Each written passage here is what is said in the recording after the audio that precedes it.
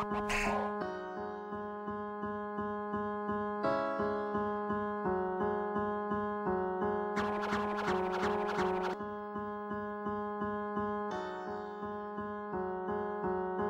we thought that it was very important that during this time, while all of these different things are going on, that we bring Dr. Francis Cress Welsing to Tubman City to kind of wake us up again so that we can realize that we have work to do.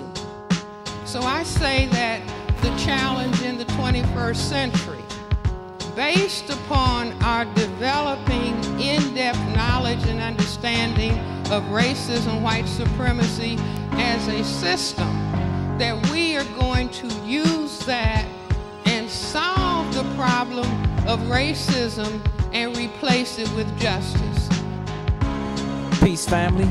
We're recording live at Morgan State University, a historically black college here. And the question is, we're going around asking people, do they think that racism, white supremacy still exists? You think it's dead now that we got a black president in office? Of course it's still living, but, you know, in a way, I mean, everybody knows it's dead. It's just we don't pay too much attention to it. What you think about it? Well, I feel that racism still exists, but it's not as brutal as it was during the past years. Is racism still there? Of course it's still there, you know what I'm saying? It may not be out loud as it used to be, or it may not be as, it may not hurt or be a big impact in our life right now. Yeah. Why you see that, bro? Clothing the stores. I still go the stores. It's the same. The question is, you know what I'm saying, do you think racism still exists now that we have a black president, or what's your feeling on it? I've been to the South. I've been down there in the southern states. So down there, they're still strong that they don't like that there's an African American president. I was in West Virginia actually this weekend, and I walked into Wendy's. It was around the white area, whatever, and I said hi. It was an older white couple, and I said hi, and they just gave me this evil look. So no, I do not think racism is over, especially not in states that used to be slave states. I had an opportunity on a television program in California some years ago to sit next to an overt white supremacist, somebody who talks openly about white supremacy, you know, Aryan nations and Nazis and that particular point of view. During a commercial break, I touched him on his arm, you know, like, Mr. Metzger? And he didn't say, "Don't touch me, nigger." I said, "Mr. Metzger, tell me something. What percentage of white people are fearful of white genetic annihilation?" And he said, "Dr. Welsing, nearly all of them, but they are ashamed to admit it." And I said, "Thank you very much, because that's what I thought." Yeah, so we up at John Hopkins, place for black people, interviewing some folks right here. So, hey, how y'all doing today? Can we ask you a question? We doing a project on racism, and we asking people questions about, you know, Barack Obama being president now. A lot of white people voted for Barack Obama, you know what I'm saying? So is that because, you know what I mean, like now they feeling like one people, like one nation? I don't think racism has ended at all. I think that as a nation, or even society in general in the world, I think we have a very long way to go before racism has ended. I think racism really depends on fear. You know what I'm saying? And the reason why people feel real good about Barack Obama is he gives people hope, and that takes away the fear.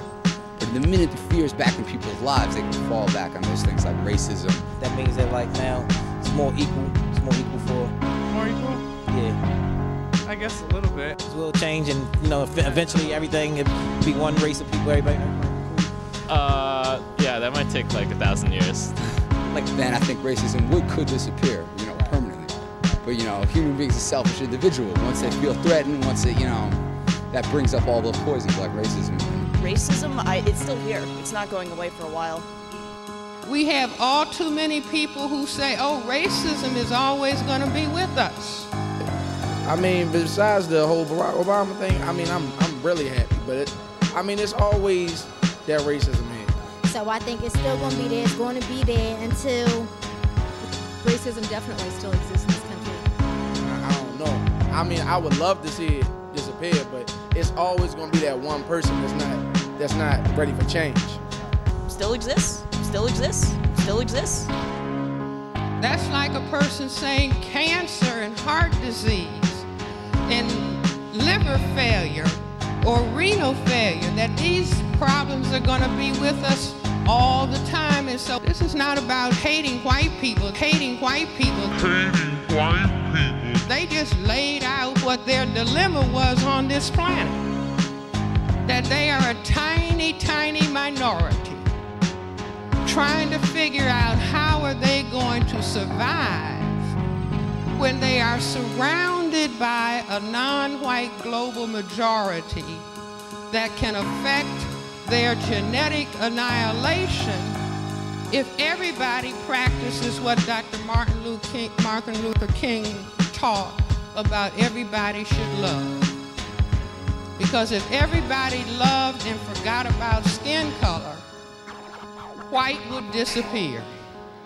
So you think most white people still are very racist? I think the older white folks that's around doing segregation is still very much so.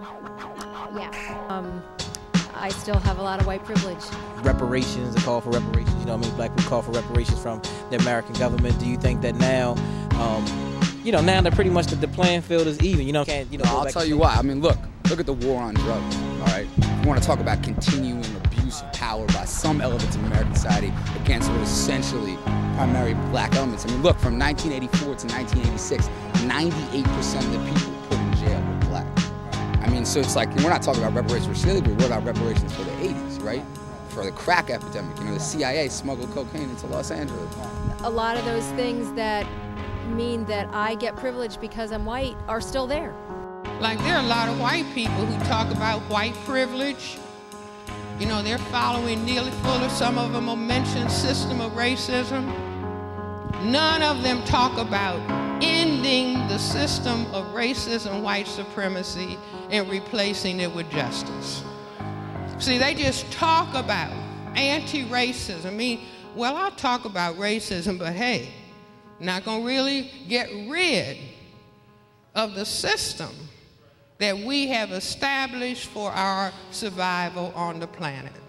It would be ludicrous for any of us, whether the faith community or any other, whether academia, for us to not know or for us to be ignorant of the fact that it still exists. Of course it exists in several different kinds of forms, invisible forms. I mean, take the Genesis thing for it.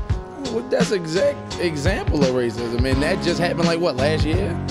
I mean, so of course it's still here. It's just people try to turn a blind eye to it. You know what I'm saying? Like the incident on Bart train station, how that police stood over the kid and shot him.